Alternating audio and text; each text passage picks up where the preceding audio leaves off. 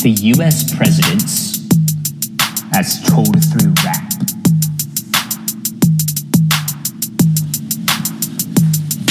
George Washington is first, he sets the standard for the rest. He established public credit, ends rebellions with success, opposes party systems, although tensions unresolved. As France and Britain go to war, he tells us not to get involved. John Adams is elected next to strife within his cabinet. The country wants to go to war, but Adams isn't having it. To quell opposition, limits speech and immigration, but peacefully transitions to a new administration. Jefferson beats Adams, though his running mate brings trouble. By some land from the French, allows the country size to double. Shrunk the debt, tried his best to stay neutral in the war, but his second term embargo cost him popular support. When Madison's elected and the war still hasn't stopped, then he realizes neutrality is no longer an option. The war with Britain ends and he gets party tensions healing. So begins a time known as the era of good feelings. Monroe takes the office and the second party's gone. He told European powers, keep your focuses abroad. When sectional division means the Union begins wavering, he compromised to formalize divide over slavery. John Quincy Adams is selected by the House. He initiates construction on a series of canals, focuses his term on internal improvements while another party rises from the populist movement. Andrew Jackson is elected, acting as the common man, makes the states pay their tariffs and the president's role expands so that the trail of tears begins. The second Franklin's thwarted, he builds a spoils system where supporters are rewarded. Van Buren inherits Jackson's economy. It crashes very quickly, and retaining Jackson's policies, the little magician can't provide a fix.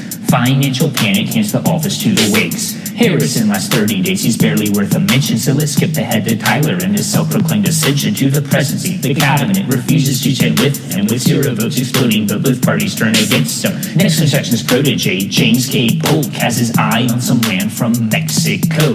Takes what he wants and the country grows. Doesn't run again, he's achieved his goals. President Taylor had risen to fame as a general. The Whigs cashed in on his name. Insists to the South that secession's no solution to debate ignited by the peculiar institution. Millard Fillmore took the office after Zachary Taylor died. Not all that effective in ending the divide over the slavery issue. He pushed for compromise, but despite all his efforts, we were further polarized. Then we have a party switch, electing Franklin Pierce. Inauguration approaches and tensions grow fierce, and tragedy struck. Pierce lost his son. He fell into depression, turned it to the bottle while the South moved towards secession. Next in James Buchanan, no excuses for this guy. As the nation's torn apart, he just sits idly by. When the country finally splits and the Confederacy is formed, he calls abolitionists the villains in the war. Lincoln's who we bring in to save the day, determines to maintain the Union, slavery can't stay. In the midst of civil war, he proclaims emancipation, leads the North to victory, preserves the nation. To heal the country, Lincoln picked a Southern running mate. Andrew Johnson gave his inaugural speech inebriated. Well, Wayne is still a president. Wait till Lincoln gets shot. The country looks to leadership, and Johnson's who they've got. Well, that's a full disaster. Let's move on to President Grant. The former Union general takes on the Ku Klux Klan. To secure freemen's rights, he enforces Reconstruction, but his legacy is marred by his cabinet's corruption. Next, Hayes takes the office with a controversial win. To halt contention, Reconstruction comes to an end. Fights against patronage and advocates for temperance, but most of his efforts are met with indifference. Dark horse Garfield wins the next nomination, doesn't vet appointees to his party's indignation, promises to bring civil service reform, but an infection from a bullet wound cuts his term short. Thankfully, Garfield's vision didn't die with him. Chester Alan Arthur took down the spoils system, built the Navy, passed reform like nobody expected. The stalwart turned performance left the office well respected. A Democrat's elected for the first time since the war. Grover Cleveland continues Arthur's progress on reform, but he vetoes any effort to give veterans a pension and supports the gold standard, even though it causes tension. Benjamin Harrison hopes to make progress on rights and reform, but he can't persuade Congress to pass legislation so his goals can be attained. Loses re-election, though he barely campaigned. Now Cleveland's political career isn't over, because we get a second term for Mr. Stephen Grover, undoing many actions of his recent predecessor. Grover Cleveland paves the way for a Republican successor. McKinley takes the office, faces pressure from the media to go to war with Spain. He does, but then propose the Treaty of Paris. He expands the nation's influence worldwide, but a disgruntled anarchist sadly takes his life.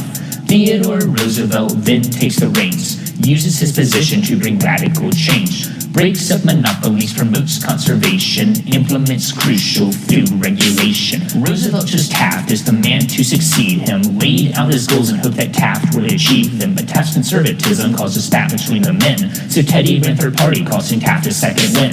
Woodrow Wilson modernized the source of federal funds, abandoned neutrality, got involved in World War I, saw the conflict to its end, tried to start the League of Nations, in a debilitating stroke left him incapacitated. Harding promised normalcy would come back to the nation, rejected Wilson's practices of racial segregation, then died of a heart attack later in his term, and a web of corruption and scandals was unearthed. Calvin Coolidge demonstrates that he had no connection to his predecessor's crimes, so he wins the next election.